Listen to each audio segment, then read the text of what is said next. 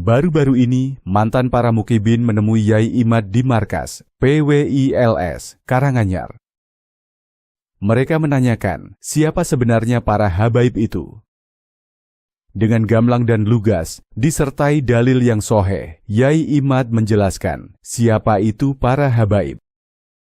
Dan ini sangat memuaskan para mantan muhibin, yang akhirnya semakin menguatkan keyakinan mereka, bahwa mereka tidak salah pilih, meninggalkan para habaib, dan sekarang berpihak kepada kiai-kiai kampung, yang dulu selalu direndahkan oleh para habaib. Mereka berjanji, akan menyadarkan saudara-saudara mereka yang masih menjadi muhibin habaib.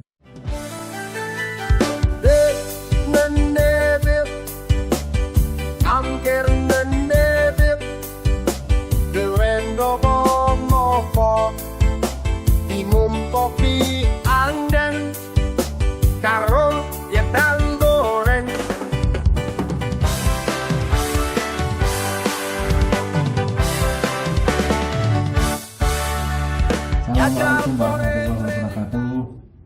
Alhamdulillahirrahmanirrahim. Wassalatu wassalamu ala asrofil anbiya'i wal mursalin ala sayyidina Muhammadin wa ala alihi washabihi ajmain. Alhamdulillah, kita dari Perjuangan Wali Songo Indonesia Laskar Sabilillah Kabupaten Karanganyar ini berjumpa dengan Kiai Haji Imaduddin Utsman Al-Bantani, yang bagi kami semua ini adalah beliau seorang mujadid yang dengan wasilah tesis beliau ini kita tersadar dari ajaran-ajaran yang dulu kita bikin kita mabuk kepayang.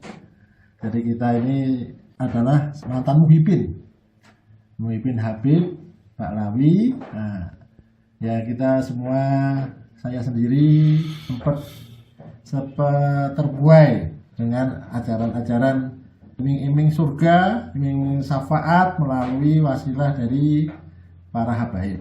Assalamualaikum warahmatullahi wabarakatuh. Alhamdulillahi rabbil alamin. Wassalatu wassalamu ala ashrafil anbiya wal mursalin. Sayyidina Muhammadin wa ala alihi wa ashabihi ajma'in.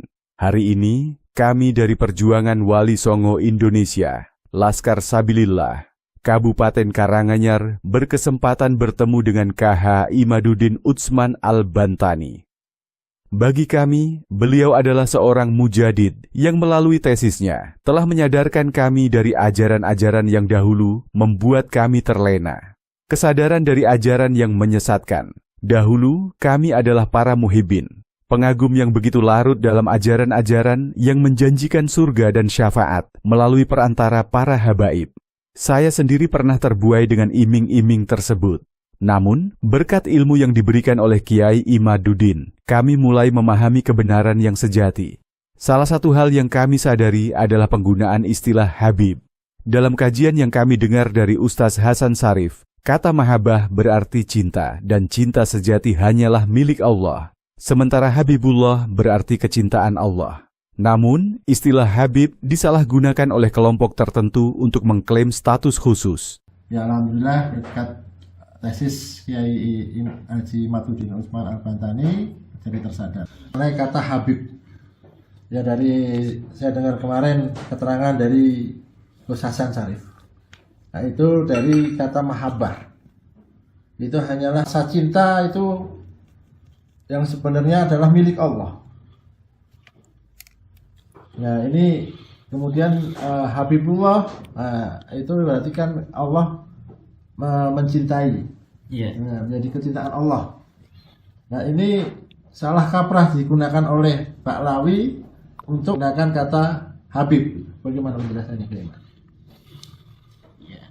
Kalau Sayyid saja tidak ada dalilnya bahwa turunan Nabi harus pakai Sayyid itu, apalagi Habib. Yang pakai Habib itu udah saya katakan bahwa orang Yahudi. Oh gitu. Wa qalatil yahudu wan nasara nahnu abnaullah wa ahibba'u. Bahwa orang-orang Yahudi dan Nasrani mengatakan kami adalah anak-anak Allah dan habib-habibnya Allah.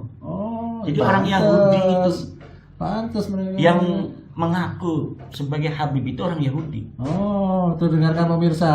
Dalam Al-Quran Kata-kata begitu. Habib itu. Itu yang digunakan oleh orang Yahudi. Dan mengaku sendiri itu sebenarnya ya. Udah mengaku. Sebagai Yahudi. Ya namanya juga kan semua ini sudah ditakdirkan oleh Allah. Mereka merasa bangga dengan gelar Habib. Ternyata memang Habib itu sudah ada dalam Al-Quran, bahwa yang mengaku sebagai Habib itu orang Yahudi. Kenapa mereka itu memiliki Lebih istimewa. watak-watak menganggap orang lain lebih rendah dari dirinya. iya. Yahudi aslinya begitu, orang-orang yang pura-pura jadi Yahudi pun merasa begitu. Nah, karena Balawi ini kan bukan Yahudi, Iya. bukan Yahudi Bukan, turunan bukan. Nabi Ishak. Bukan. Bukan. Iya. Kalau Nabi Ishak J1. Ini satu. Mereka ini kan G. Oke. G itu orang-orang Kaukasus, Yuya, Dubur Firaun, orang dari suku Paswan, orang Yang ke India itu ya. India. Oh. Itu kan mereka itu menurut saya itu hijrah dari India ke Mirbat. Mirbat sekarang Oman. Oh. Dari Mirbat mereka pergi ke Hadramaut. Wah, makanya wajah-wajah Habib-Habib itu kan wajah India. Iya benar. Gak ada wajah Arab itu. Bahkan wajah Bangladesh.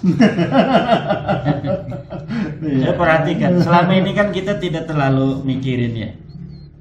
Ules-ules mereka itu. Husnudon aja. Iya. Pas sekarang ini kita udah, oh iya emang bukan orang Arab wajahnya. Ya, orang Arab itu memiliki kekhasan. Hasan sendiri. Kayak Al-Qatiri, segala Al-Jafi'i, Az-Zubaidi, Ya. orang-orang Yaman yang memang keturunan dari orang-orang Arab. Ya, kalau Balawi ini lihat wajahnya nih. Apa ada orang-orang Arab kayak Bahar Smith itu? Ada. Nggak ada, itu orang-orang Paswan itu.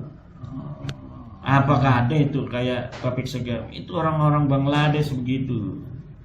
Wajah-wajahnya itu. Iya benar ya. Orang Afghanistan, Bangladesh itu begitu. Jadi kok dia garis lakinya ke G, sedangkan kan di India itu L. Iya. L banyaknya itu. Nah kalau G ini ya lalu gen Indianya dari mana? Dari ibunya. Oh dari ibunya. Dari ibu-ibu Hijrah. mereka. Dari Kaukasus ke Laki-lakinya kan hijrah ke India tuh. Iya.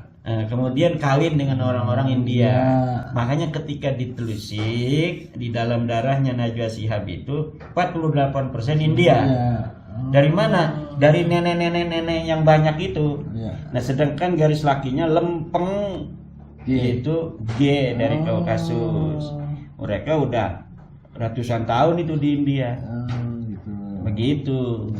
Dalil yang menyanggah penggunaan gelar Habib. Jika gelar Said saja tidak memiliki dalil kuat dalam Islam sebagai sebutan wajib bagi keturunan Nabi, apalagi Habib.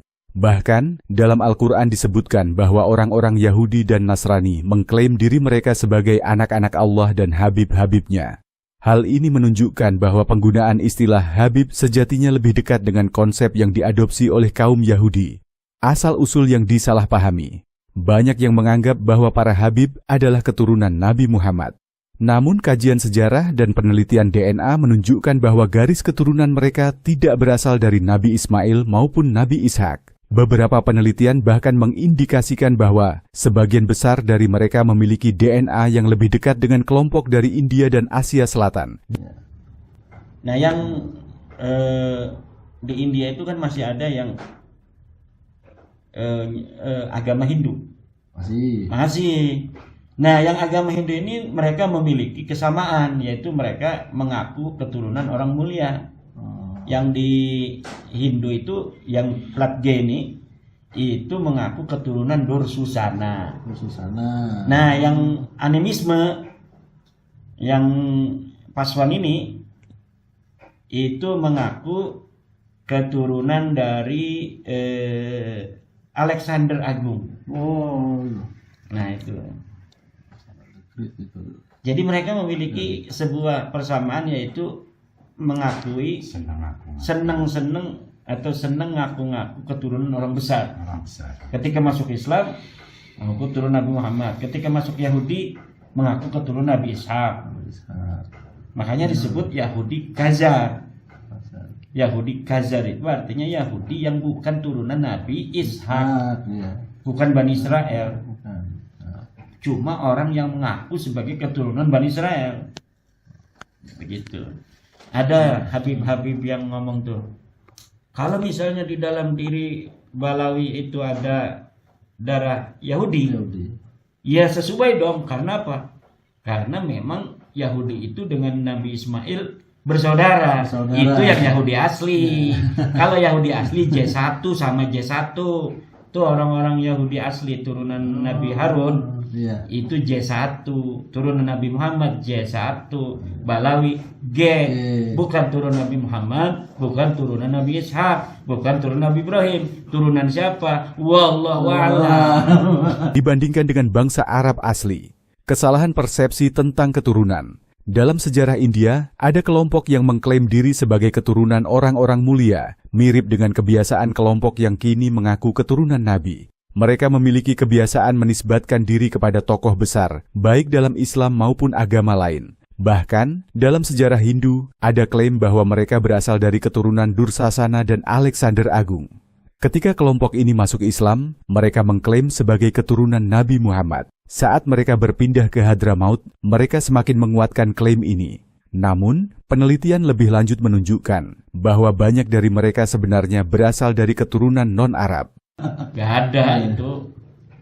Ya karena memang bukan siapa-siapa. Jadi nggak ada catatan apa-apa.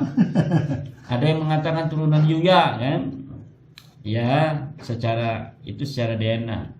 Tapi secara ilmu sejarah, ilmu nasab kan tidak ada. Nah, kata ahli DNA itu sama dengan Yuya. Apa keturunan asli atau bukan itu Allah alam.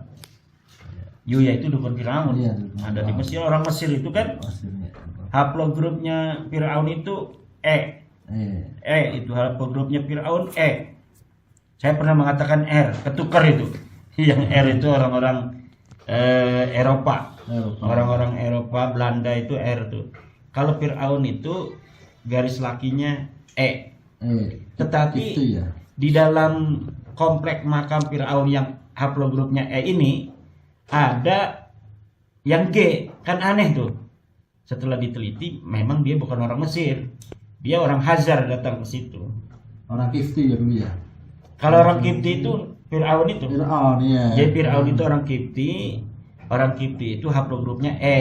Nah, sedangkan ada yang aneh sendiri tuh, Yuya. Oh, jadi di piramida itu ada orang plat G itu. Plat G itu ada. Iya. Aneh kan? Iya. Ternyata dia punya anak perempuan diserahkan kepada Firaun. Jadi dinikah tuh sama Firaun tuh. Kemudian dia menjadi penasehat Firaun, one team press-nya Firaun. Ketika Firaun yang ngaku Tuhan, dia ngaku the father of God. Bapaknya Tuhan, padahal mah cuma mertua. Kesimpulan, dari sini kita bisa memahami bahwa klaim keturunan bukanlah hal yang bisa dijadikan dasar keistimewaan seseorang dalam Islam. Yang membedakan seseorang di sisi Allah adalah ketakwaannya, bukan garis keturunannya. Mari kita kembali kepada ajaran Islam yang murni, meninggalkan taklid buta, dan hanya berpegang teguh kepada Al-Quran dan Sunnah Nabi yang syahih. Wallahu a'lam bisyawab.